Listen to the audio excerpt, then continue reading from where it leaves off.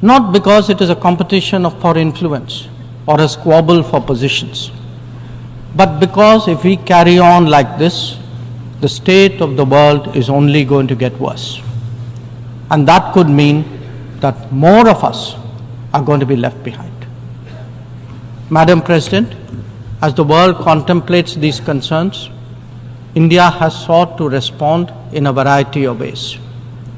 First, by focusing on the issues of the vulnerable, women, farmers, and youth, and fashioning targeted policies and initiatives for their betterment. Assured access to piped water, to electricity, to cooking gas, and new homes are changing millions of lives. The gender gap has started to close, be it in health, in education, or in the workplace. Our food producers, thrice a year, get financial support at the click of a button. And a third-term government has made skilling of the youth its key priority. Second, by expanding opportunities for employment and for entrepreneurship, including through stronger training and large-scale financial incentives. 495 million mudra loans have been given to small businesses in the last decade. 67% of them are to women. Equally telling, 6.56 million street vendors have availed of 8.85 million Swanidhi loans. This is just in the last 4 years. 45% of the beneficiaries are again women. Third, by creating templates that are replicable elsewhere. It could be digital delivery or enhancing the quality of governance and public services, as indeed making medicines and health facilities accessible and affordable. A digital public infrastructure and a people's pharmacy are today examples of what India can readily offer to the world. It is also an alternative vision where technology is used to empower, not to dominate. Fourth, by encouraging the Global South to voice its shared concerns and come together.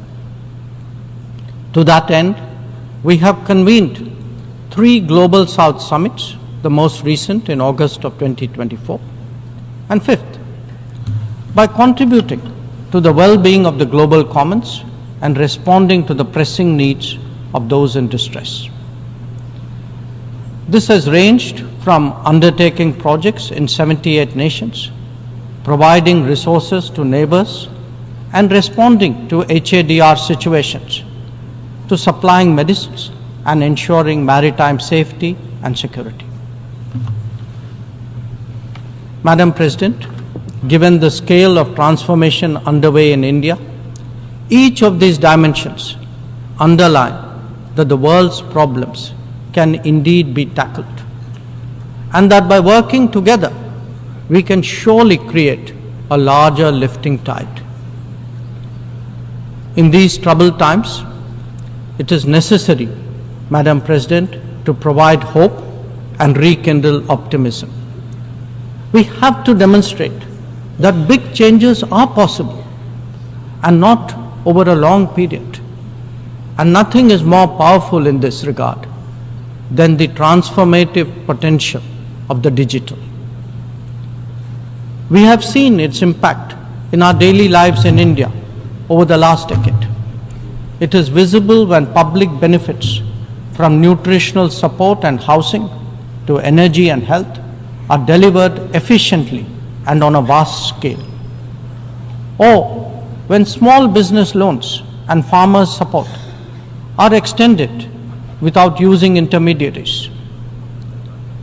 In fact, when street vendors and expat workforce confidently use fintech in their regular transactions, when services delivery and benefits move seamlessly and transparently, less people will be left behind. That, Madam President, is India's experience and India's relevance. Such leapfrogging possibilities, coupled with people-centric policies and visionary leadership, can be real game changers. When India lands on the moon, rolls out its own 5G stack, dispatches vaccines worldwide, embraces fintech, or houses so many global capability centers, there is a message here. Our quest for a Viksit Bharat or a developed India will understandably be followed closely. Madam President, an important cause of many getting left behind has been the unfairness of the current globalization model. Over-concentration of production has hollowed out many economies, impacting their employment and social stability. Democratizing global production, building resilient supply chains, ensuring trusted digital services, and espousing an open source culture, all these promote widespread prosperity. There are economic answers, just as there are social ones. Madam President, the UN has always maintained that peace and development go hand in hand. Yet, when challenges to one have emerged, due regard has not been given to the other. Clearly, their economic implications for the weak and vulnerable need to be highlighted. But we must also recognize that conflicts themselves must be resolved. The world cannot be fatalistic about the continuation of violence on a large scale, no more than be impervious to its broader consequences. Whether it is the war in Ukraine or the conflict in Gaza, the international community seeks urgent solutions. These sentiments must be acknowledged and acted upon. Madam President, the UN is a testimony to the agreed principles and shared objectives of the world order. Respect for international law and commitments are among the foremost in that regard. If we are to ensure global security and stability, then it is essential that those who seek to lead set the right example. Nor can we countenance egregious violations of our basic tenets. Terrorism is antithetical of everything that the world stands for. All its forms of and manifestations must be resolutely opposed. The sanctioning of global terrorists by the United Nations should also not be impeded for political reasons. Madam President, many countries get left behind due to circumstances beyond their control. But some make conscious choices with disastrous consequences. A premier example is our neighbor, Pakistan. Unfortunately, their misdeeds affect others as well, especially the neighborhood.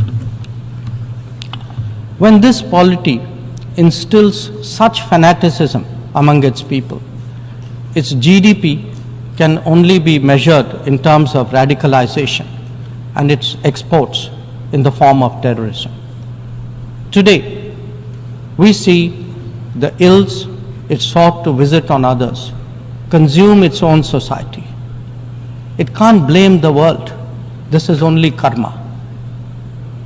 Madam President, a dysfunctional nation coveting the lands of others must be exposed and must be countered. We heard some bizarre assertions from it at this very forum yesterday. So let me make India's position perfectly clear. Pakistan's cross-border terrorism policy will never succeed, and it can have no expectation of impunity. On the contrary, actions will certainly have consequences. The issue to be resolved between us is now only the vacation of illegally occupied Indian territory by Pakistan, and of course, the abandonment of Pakistan's long-standing attachment to terrorism. Madam President, the global order is inherently pluralistic and diverse. The UN began with 51 members. We are now 193.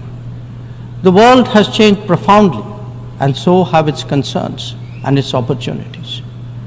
But to address both, and indeed to strengthen the order itself, it is essential that the UN be the central platform for finding common ground. And that it certainly cannot be by remaining anachronistic. Large parts of the world cannot be left behind when it comes to deciding the key issues of our times.